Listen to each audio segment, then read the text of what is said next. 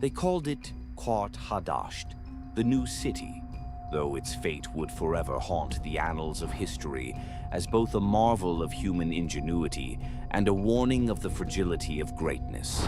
From the barren North African coast rose a civilization that would dominate the Western Mediterranean, carved from salt, sand, and ambition. Its founders, Phoenician merchants and sailors, brought with them the art of shipbuilding, trade, and devotion to gods whose names were whispered in temples built from cedar and stone. Carthage thrived not through conquest alone, but through cunning commerce, navigating the tides of politics and wealth with a precision that rivaled its finest navigators. Its harbors overflowed with bronze, silver, and purple cloth, and its markets drew merchants from the Levant to the Atlantic, each transaction a testament to the city's sophistication and reach. Yet empires cannot exist in isolation, and Rome, a rising power across the sea, watched with suspicion and envy. In their eyes, Carthage's wealth was tainted by audacity, and its independence a threat that must be extinguished. The Punic Wars were not merely battles. They were existential tests of resilience, strategy, and will. In the First Punic War, fleets clashed in waves of wood, bronze, and fire as both sides struggled to master the sea. Cities became bases of calculation, generals strategized across distances that defied maps, and men fought under banners that represented not just nation, but identity itself. Yet Carthage survived, learning from defeat, adapting with the cunning that had defined its rise. And then came Hannibal Barca, a man whose very name was prophecy. From the moment he swore an oath of enmity against Rome beneath the silent gaze of his gods, his life became a march of audacity and vengeance. Crossing the Alps with elephants, confronting freezing winds, treacherous paths, and hostile tribes, he led an army whose courage seemed divine, leaving Rome stunned in awe and terror.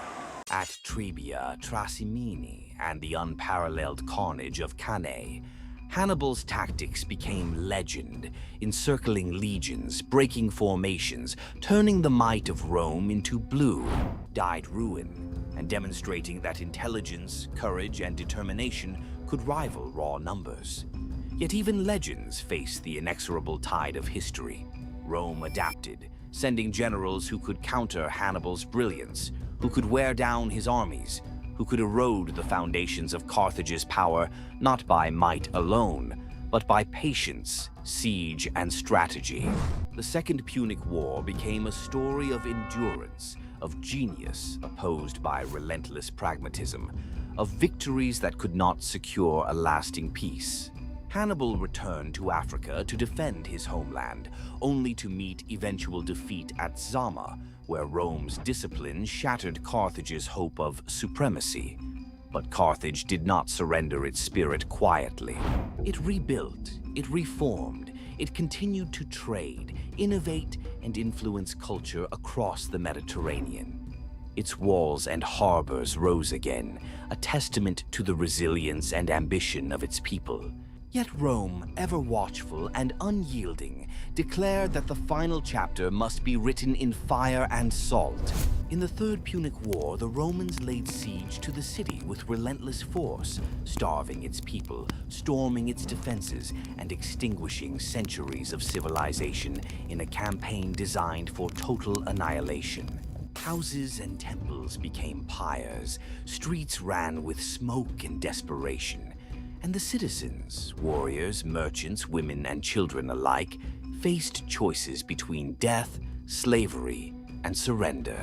Carthage resisted to the bitter end, demonstrating that courage and defiance often outlast the oppressor's plans. When the city finally fell in 146 BC, Rome sowed its ruins with salt, a symbolic act of erasure meant to ensure that nothing would grow from its ashes. And yet, the story of Carthage could not be obliterated. Its innovations in commerce, its naval supremacy, and the legacy of Hannibal's genius endured in the strategies, laws, and memories of the civilizations that followed. The Phoenician alphabet, the spread of Mediterranean trade practices, the courage of a people who refused to bow, These echoes remain as I reflect on the rise and fall of Carthage, standing in imagination upon its once bustling ports. I see more than a destroyed city. I see a civilization that challenged Tui, a world that embodied ambition, resilience, and intellect, and that paid the ultimate price for daring to rise against a rival empire. History is littered with victories and defeats, but some stories resonate across time not for conquest alone, but for the spirit of those who dared, who built, who fought, and who endured even when faced with annihilation. Carthage teaches that greatness is measured not only by the empires that survive, but by the courage to dream, to challenge, and to leave an indelible mark upon the world.